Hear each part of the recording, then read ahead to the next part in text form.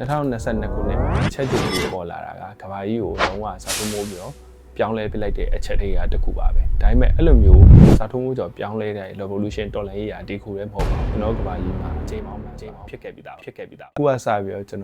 တော်လူသားသမိုင်းမှာဖြစ်ခဲ့တဲ့ revolution တွေတော်လှန်ရေးတွေပေါ့နော်တခုချင်းစီရှင်းပြပြသွားမှာဖြစ်ပါတယ်ပထမဆုံးဖြစ်ခဲ့တဲ့ revolution ကတော့ agricultural revolution ပါအဲ့ကောင်တော့ကျွန်တော်တို့လွန်ခဲ့တဲ့ကျွန်တော်တို့နှစ်ပေါင်း12000တော့ကြောက်ခေတ်မှာဆိုရင်ကျွန်တော်တို့ကအမဲလိုက်ရတယ်ပေါ့နော်အမဲလိုက်ပြီးတော့ကျွန်တော်တို့ကရလာတဲ့အသားတွေကိုစားတယ်ပေါ့နော်စိမ့်လိုက်စားတယ်မီးမတွေ့ရှိခင်ရပေါ့နော်အဲ့တော့ကျွန်တော်ဘာဖြစ်လဲဆိုတော့တနေရာမှာကျွန်တော်အခြေချနေထိုင်နေဆိုတာမရှိဘူးပေါ့နော်တနေရာပြီးတနေရာပြောင်းလဲပြီးတော့သွားတယ်အဲ့ကြောအဲ့ခေတ်တော့မြို့တွေပါဆိုတာမရှိသေးဘူးဟုတ်ပြီ agriculture တော်လှန်ရေးရကျတော့ဘာလဲဆိုတော့ကျွန်တော်တို့အဲ့လိုမျိုးရှောက်သွားပြီးတော့အမဲလိုက်နေပဲအစားတနေရာထဲမှာစိုက်ပျိုးမှုမျိုးကိုလောက်ကြတယ်အဲ့ဒီမှာစပြီးတော့ကျွန်တော်ကမြို့ပြကြီးပေါ်လာတယ် civilization ဆိုတာအဲ့ရနေစပြီးတော့ပေါ်လာဖြစ်ပါတယ်ခင်ဗျမြို့ပြကြီးစပေါ်လာပြီပေါ့နော်လူသားတွေကတနေရာတနေရာ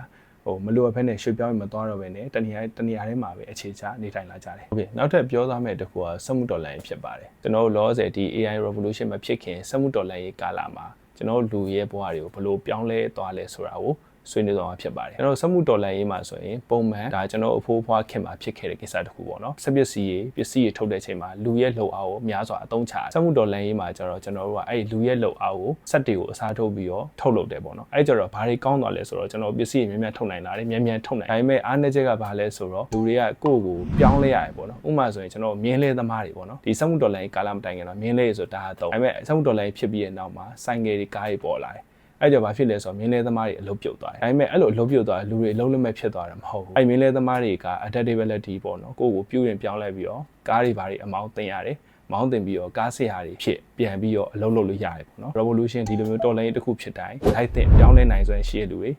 အသစ်ကိုလေးလာလို့ဆိုရှိတဲ့လူတွေရှင်းသန်နိုင်ခဲ့ရကိုတွေ့ရမှာဖြစ်ပါတယ်။နောက်ထပ် revolution တစ်ခုကတော့ကျွန်တော် digital revolution ပါ AI revolution မတိုင်ခင်ပေါ်ခဲ့ revolution တစ်ခုလို့လည်းပြောလို့ရတယ်ပေါ့နော်။ဒါက20ရာစုနောက်ပိုင်းမှာပေါ်လာတဲ့ revolution တခုဒီ revolution မှာကျွန်တော်တို့ကကမ္ဘာရွာဖြစ်သွားတယ်ဒီ analog ကနေ digital စနစ်ကူးပြောင်းလာတယ် internet ပေါ်လာတယ်ကျွန်တော်တို့ကကမ္ဘာတောင်ဝင်စွင်းနဲ့မြောက်ဝင်စွင်းဖြစ်ကမ္ဘာဘယ်နေရာဖြစ်အချက်လက်တွေကိုကျွန်တော်တို့ကစက္ကန့်ပိုင်းအတွင်းသိလာနိုင်တာ internet ရဲ့ကျေးဇူးကြောင့်ပေါ့နော်ကျွန်တော်တို့ဒီ revolution မှာတော့လူတွေအကုန်လုံးကအပြန်လဲလော်ကူဆက်တွေ့နိုင်တာလေကျွန်တော်အခု TikTok တွေပါသုံးနေရတယ်ဒီ revolution ကြောင့်ကျွန်တော်သုံးနေရဖြစ်ပါတယ်โอเคအခုကျွန်တော်စတုထမြောင်ပြောသားမယ် revolution အောင် AI revolution ဖြစ်ပါတယ်ဒီ revolution ကဘာဖြစ်လို့ထူးခြားလဲဆိုတော့ကျွန်တော်တို့ရှေ့ revolution 3ခုလုံးကလူတွေရဲ့ကာယအားကိုပဲအစားထိုးတာဒါမှမဟုတ်ကူညီခဲ့တာပေါ့နော်ဒီ revolution ကအဲ့လိုမဟုတ်ကျွန်တော်တို့လူတွေရဲ့ညာနာစွမ်းအား intelligent ဘိုင်းကိုအစားထိုးတာဒါမှမဟုတ်ကူညီဖို့မဲ့ revolution လို့ကျွန်တော်တို့မြင်မိရပေါ့နော်ဒီ revolution ကိုအစားပြုတော့2022မှာ ChatGPT ကနေအစားပြုခဲ့ရပါတော့။အခုဆိုရင်ကျွန်တော်က chatbot တွေသုံးတဲ့ခေတ်ကနေ AI agent တွေသုံးတဲ့ခေတ်ကိုရောက်ရှိနေပါပြီ။အဲဆိုရင်ကျွန်တော်မေးချင်တာတို့ကသင်ရောဒီ revolution အတွက်ဘာတွေပြင်ဆင်ထားပြီလဲ။တကယ်လို့တခုကို comment ပေးချင်တာရှင် comment မှာရေးပေးသွားလို့ရပါတယ်။တကယ်လို့ဘူးသားရတော့ရှိရင်လည်း like and share လုပ်ပေးတော့မမေ့ပါနဲ့ခင်ဗျာ။